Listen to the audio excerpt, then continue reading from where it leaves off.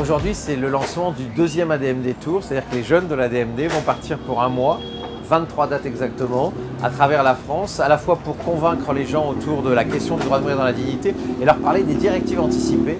Et donc c'est plus de 6000 km, donc c'est quand même une très grosse tournée. Et c'est important pour nous d'aller rencontrer le plus de monde. Donc on va faire des grandes villes, je pense à Bordeaux, je pense à d'autres villes.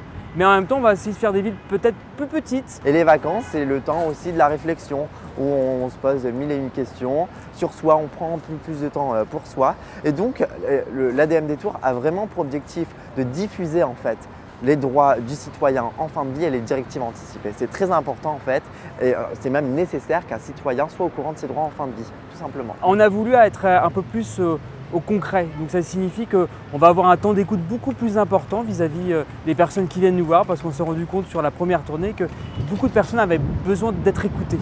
Et donc on a aménagé à l'intérieur du bus une zone qui est plus adaptée pour un échange plus simple, plus cordial. Et donc ça, c'est quelque chose qu'on a rajouté comparé à la tournée précédente. Et donc cette année, on va développer aussi l'information sur les directives anticipées. Ça, c'est quelque chose cette année où on appuie énormément et ça nous paraît essentiel. Aujourd'hui, si la loi ne nous permet pas de décider des conditions de notre fin de vie, le seul document qui nous protège à minima, c'est les directives anticipées. Ça indique ce que vous souhaitez au cas où vous n'êtes plus dans la position de le faire.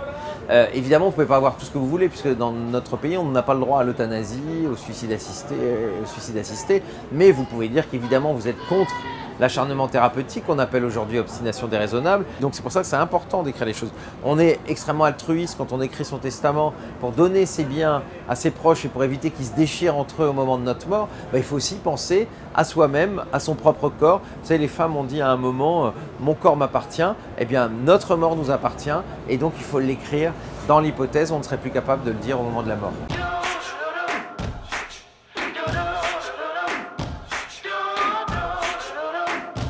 On a voulu pour ce village départ de créer un village associatif avec différentes associations. On n'a pas demandé aux associations de dire vous êtes obligés de soutenir l'entièreté de la cause de la DMD. Mais en même temps, on a tous des points communs. Je pense à l'association France Adot qui travaille Yvan sur le don d'organes. On a le même problème sur le respect des volontés de la personne qui décède. Eux, c'est après, nous, c'est avant. Mais c'est toujours la même question, c'est qui doit décider pour soi-même. Il y a la Fédération de la libre pensée, il y a la Ligue des droits de l'homme, et évidemment ces questions citoyennes qui portent. Et donc pour nous, c'est important d'avoir d'autres associations. Notre lien avec l'ADMD, il était à peu près évident dans la mesure où l'ADMD a initié, à ma connaissance, les dernières volontés, ce qu'on appelle les directives anticipées. En tout cas, il nous a paru effectivement aux uns et aux autres important d'y inclure ce qui concerne le don d'organes. Nous sommes une association représentant des usagers du système de santé et pour le coup, c'est vraiment important que les gens aient le choix. Avoir le choix de mourir dans la dignité aujourd'hui, c'est vraiment quelque chose de capital pour nous parce qu'on annonce malheureusement des pathologies, le VIH notamment, mais pas que, le diabète, etc. Et on sait que ce sont effectivement des maladies qui sont aussi évolutives et nous on considère que c'est important que les gens aient le choix dans le don d'organes notamment, mais aussi dans le droit à mourir dans la dignité. On devrait pouvoir choisir nous-mêmes de comment est-ce qu'on souhaite être en fin de vie. On s'est dit, l'ADMD, nous on adhère parce qu'on a une vie digne et on va aller jusqu'au bout dans une vie digne, mais à la fin, qu'on nous aide. La souffrance ne doit pas être acceptée, ou tout au moins dans une certaine limite. Et on est croyant, mais on pense que justement, il faut faire la part des choses. Et on ne peut pas admettre une grande souffrance quand même avant la mort. Je pense que c'est une idée qui monte en puissance parce que les gens ont conscience qu'ils sont, eux, les maîtres de leur corps et que quand ils ne pourront plus s'exprimer, on pourrait peut-être trahir leurs pensées ou leur volonté ou avoir une autre idée faute de savoir. Et que donc, ils ont envie d'être maîtres de leur après.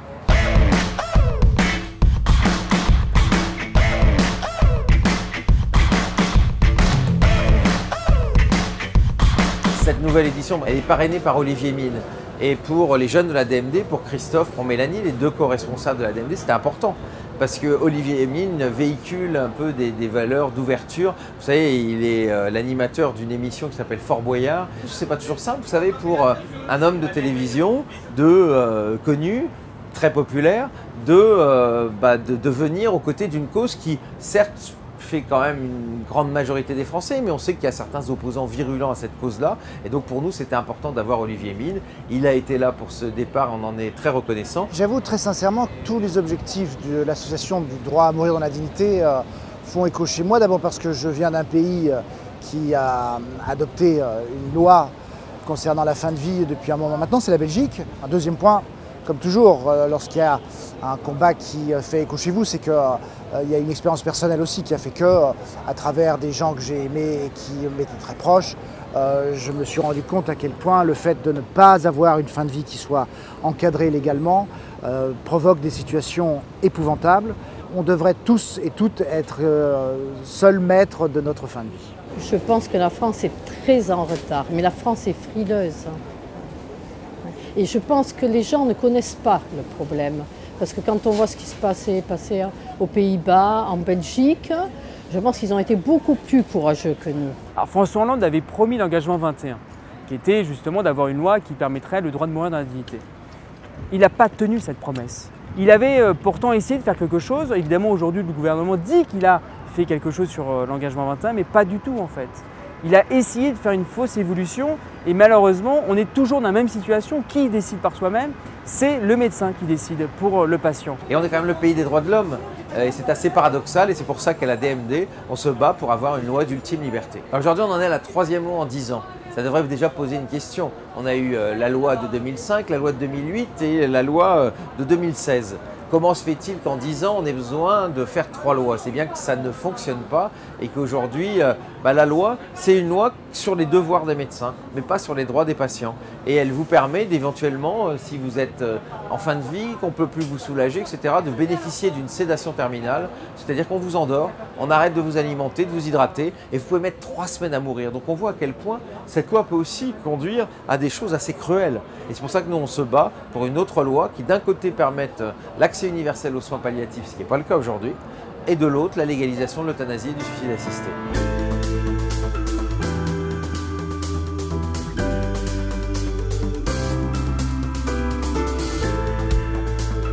Moi, je pense que tout le monde a le droit de choisir s'ils veulent mourir ou pas, que c'est pas forcément un choix égoïste, que voilà, au bout d'un moment, quand on souffre, on peut pas. C'est certainement mieux de lâcher prise, quoi. Parfois, s'accrocher, c'est plus difficile que de lâcher prise, et donc je pense que c'est vraiment une très bonne initiative de faire ça, en fait. Le vivre ensemble, c'est aussi cela, finalement. C'est tout simplement, par la tolérance, accepter que certains puissent décider à un moment donné de mourir comme ils l'entendent. Et pas comme soit l'État, la loi, soit les médecins décident de nous laisser mourir finalement. Ce n'est pas à eux. Il faut en parler, il faut enlever ce tabou-là. Et plus on en parle, mieux c'est. Il faut en parler à son entourage, à ses amis, ses proches. Voilà, et après, ça sera un sujet facile. Voilà. Plus on en parle, et plus c'est bon pour la société. Moi, je pense effectivement qu'il y a un tabou en France, mais il y a un tabou partout sur le fait de mourir, parce que les gens veulent vivre. Mais mourir dans la dignité, c'est aussi faire un choix de vie. C'est aussi donc aimer la vie, que de se dire, moi, je veux effectivement finir ma vie comme cela ou comme cela. La mort en France est tabou. Et peut-être ça passe mieux chez les jeunes que chez les plus âgés.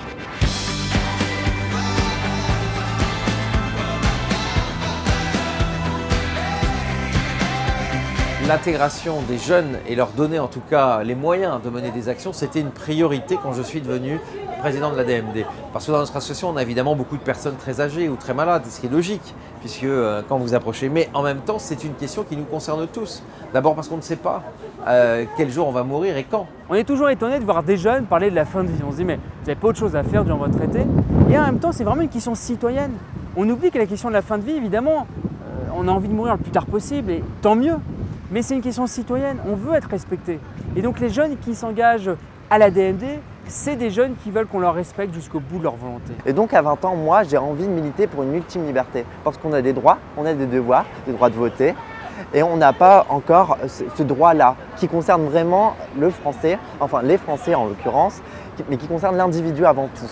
Qu'est-ce qui fait qu'à un moment donné, on s'engage pour ça, pour la DMD? Parce qu'en fait, on prend conscience qu'il faut se battre pour ses libertés, qu'il faut se battre pour avoir le droit de choisir. Et je pense qu'en fait, c'est pas une question d'âge. Que les jeunes s'engagent aujourd'hui dans cette association, je trouve ça un grand espoir quand même. Je pense qu'en France, c'est les jeunes qui vont nous faire changer. Ces jeunes-là, eh bien, ils rentrent chez eux, ils en parlent à leurs parents, à leurs grands-parents, à toute la famille. Et pour eux, c'est un sujet tellement évident que quand les parents résistent, ils sont très prescripteurs et très porteurs du message. Alors, c'est à double détente.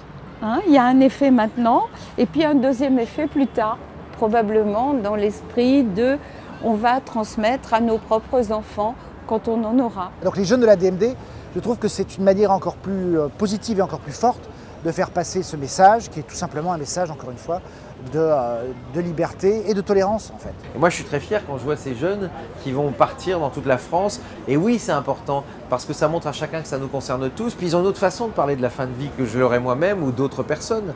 Et ils montrent que quelque part, c'est un combat de vie. Parce que c'est pas parce qu'on parle de la fin de vie qu'on est des adorateurs de la mort, au contraire. C'est parce qu'on parle de la fin de vie qu'on sait qu'on va mourir et c'est important d'y penser même quand on est jeune. Parce que quand vous savez qu'il y a une fin à tout ça, vous vivez mieux votre vie et vous aimez mieux les autres.